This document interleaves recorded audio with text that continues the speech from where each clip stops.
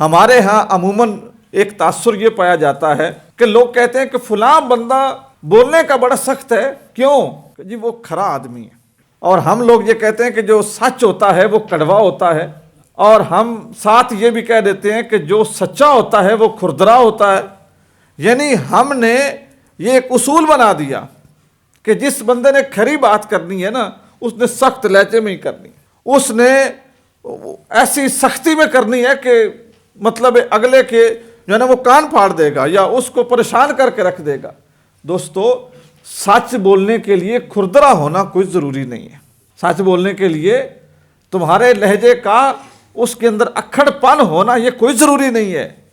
سچ بولا جا سکتا ہے نرمی کے ساتھ بھی، سچ سنایا جا سکتا ہے حلیمی کے ساتھ بھی، سچ سمجھایا جا سکتا ہے رقیق القلبی کے ساتھ بھی، اور سچ سمجھایا اور پہنچایا جا سکتا ہے کسی شخص کو متنفر کیے بغیر بھی۔ ضروری نہیں ہے کہ جو سچ بول رہا ہے اس کی جو زبان ہے نا وہ کانٹوں کی زبان ہو۔ ہمارے نبی کریم صلی اللہ علیہ وسلم سے سچا انسان دنیا نے دیکھا ہی نہیں ہے، جن کو دشمنوں نے بھی صادق کہا،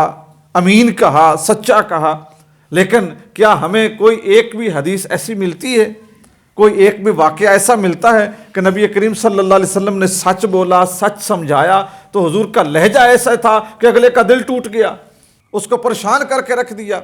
اور اگر اس نے کہا کہ آپ نے مجھے پریشان کیا ہے تو اس کو آگے سے یہ جواب ملا کہ بھائی جو سچ ہوتا ہے نا یہ برداشت نہیں ہوتا، یہ کڑوا ہوتا ہے۔ دوستو،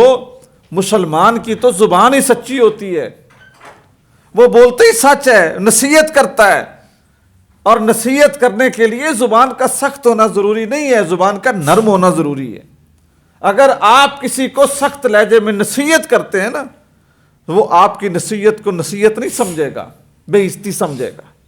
جس طرح کہا جاتا ہے نا کہ دروازے کا تالا ہے، تالے کو کھولنے کے دو طریقے ہوتے ہیں، یا تو اس کو ہتھوڑے کے ساتھ کھول دیں، دوسری صورت کیا ہے کہ اس کو چابی کے ساتھ کھول دیں۔ تالا دونوں صورتوں میں کھل جائے گا،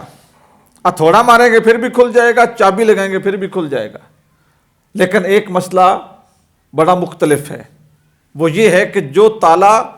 تم ہتھوڑے کے ساتھ کھولو گے نا اسے ایک بار ہی کھولو گے، اسے ایک بار ہی کھولو گے، وہ تمہارے کام ایک بار آ چکا، بس بات ختم ہو گئی۔ اور جس کو چابی کے ساتھ کھولو گے نا وہ ساری زندگی تمہارے کام آئے گا۔ یہی حالت ہوتی ہے کیفیت کی، نصیحت کی۔ آپ جس وقت کسی کو نصیحت کرتے ہیں نا ہتھوڑے کے روپ میں، اور آپ کہتے ہیں میں آپ کو سمجھا رہا ہوں، شرم کرو، حیا کرو، بڑے بدبخت انسان ہو، تمہیں سمجھ ہی نہیں آ رہی، تمہارے عقل پہ پردے پڑے ہوئے ہیں، تمہارے بھیجے میں بھوسا بھرا ہوا ہے، جس وقت یہ لفظ بولیں گے نا تو وہ آپ کی نصیحت ایک بار ہی سنے گا، پھر آپ کی نصیحت نہیں سنے گا۔ جب آپ اس کے ساتھ نرمی کے ساتھ نصیحت سنائیں گے نا کہ بھائی میں آپ کو یہ بات اس لیے سمجھا رہا ہوں کہ مجھے تم سے محبت ہے، میں آپ کو یہ بات اس لیے سمجھا رہا ہوں کہ میں نے آپ کے گھر کا نمک کھایا ہوا ہے، میں آپ کو یہ بات اس لیے سمجھا رہا ہوں کہ آپ اور میں ایک سکول میں پڑھتے رہے ہیں،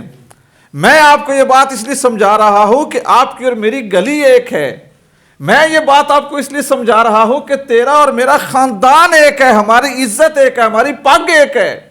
بھائی میں آپ کو یہ بات اس لیے سمجھا رہا ہوں کہ تمہارے والد اور میرے والد بڑے گہرے دوست تھے، تمہاری عزت میری عزت ہے، تمہاری بے عزتی میری بے عزتی ہے، میں اس لیے سمجھا رہا ہوں۔ دوستو، بات پھر بھی وہی ہوگی، لیکن وہ شخص آپ کی بات دھیان کے ساتھ سنے گا، آپ کی بات دھیان کے ساتھ سنے گا۔ اگر وہی بات آپ ہتھوڑے کی زبان میں کریں گے نا، ایک بار تو ظاہر ہے آپ کے پاس وہ بیٹھا ہے وہ سن لے گا، لیکن پھر دوبارہ کبھی تمہارے ہاتھ نہیں آئے گا۔ حسن کلام کا جو اثر ہے نا، سب سے بڑا اثر یہ ہے کہ آپ اگر کلام خوبصورت کریں گے نا تو آپ کے سننے والے آپ کی بات کو سنیں گے، اور کلام اس کا بھی سب سے بڑا حق یہ ہے کہ اس کو سنا جائے۔ جس طرح کھانا ہے نا،